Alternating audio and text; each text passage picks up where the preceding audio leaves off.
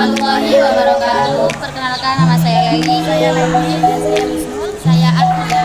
Kami dari kelas 11 IPA Matematika Gelap. Kami akan menjelaskan tentang psikotrotika dan golongan-golongan.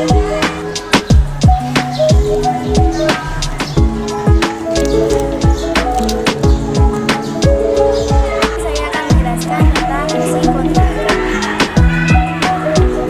Psikotropika adalah zat atau obat, baik alamiah maupun sintesis, dan bukan narkotika yang dapat menyebabkan perubahan terhadap pada aktivitas mental dan perilaku.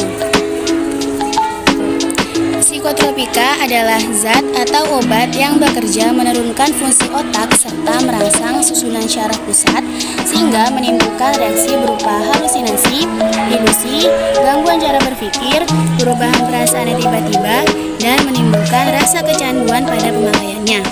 Jenis obat-obatan ini bisa ditemukan dengan mudah di apotik. Hanya saja penggunaannya harus sesuai dengan resep dokter. Efek kecanduan yang diberikan pun memiliki kadar yang berbeda-beda, mulai dari berpotensi tinggi menimbulkan ketergantungan hingga ringan. Banyak pengguna yang mengonsumsi obat-obatan tersebut tanpa izin dari dokter. Meski efek kecanduan yang diberikan termasuk rendah, namun tetap saja bisa berbahaya bagi kesehatan. Data menunjukkan sebagian besar pemakai yang sudah mengalami kecanduan dimulai dari kepuasan yang didapatkan usai mengkonsumsi zat tersebut yang berupa perasaan senang dan tenang.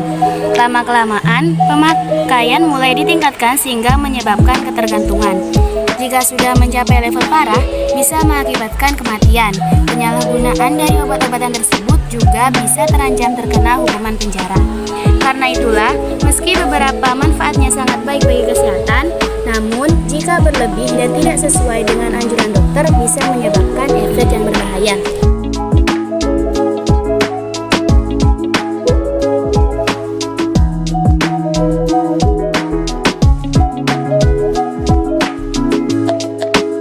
Dan di sini saya akan menerangkan golongan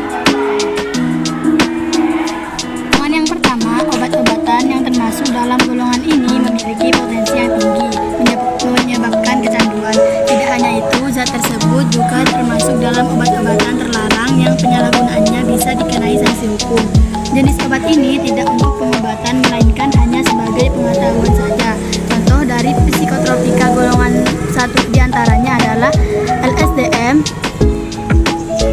ekstasi, jawar sihir, kratom, dan ganja, dan lain-lain.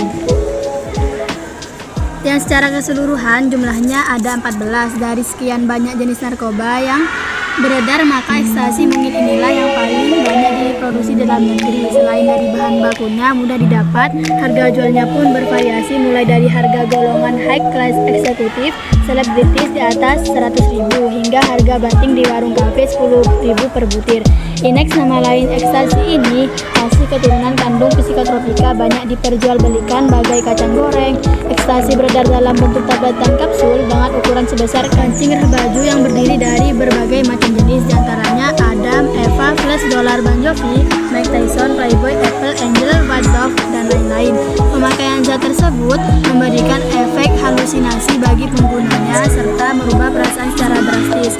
Efek buruk dari penyalahgunaannya bisa menimbulkan kecanduan yang mengarah pada kematian jika sudah mencapai level parah. Dan di sini saya akan menjelaskan golongan yang nomor 2.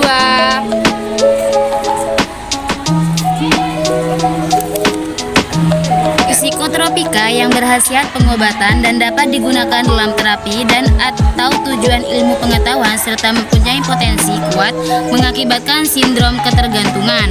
Golongan 2 juga memiliki resiko ketergantungan yang cukup tinggi. Meski tidak separah golongan 1, pemakaian obat-obatan ini sering dimanfaatkan untuk menyembuhkan berbagai penyakit.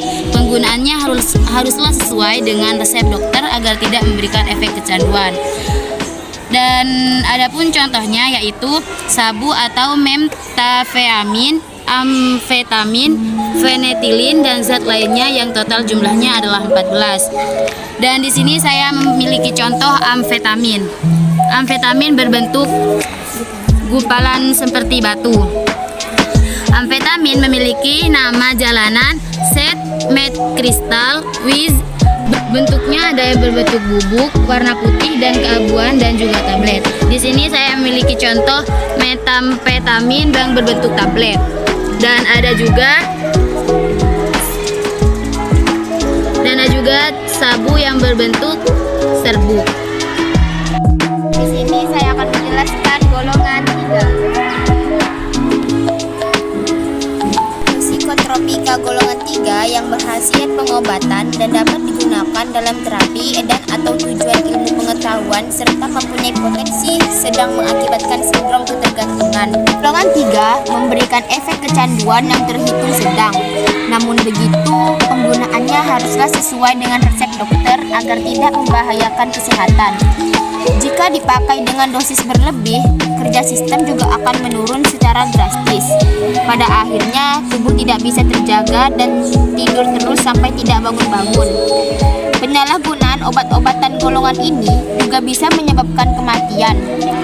Contoh dari zat golongan 3 diantaranya adalah Megadon yang berupa pil, buprenorfin yang berupa tablet, amital sodium yang berupa injeksi, dan pentobarbital yang berupa injeksi. Pentobarbital merupakan antikonvulsal turunan barbiturat yang efektif dalam mengatasi epilepsi. Pentobarbital menekan korteks sensor, menurunkan aktivitas motorik, menyebabkan kantuk, efek sedasi, dan hipnotik. Jadi saya akan menjelaskan psikotropika golongan terakhir yaitu golongan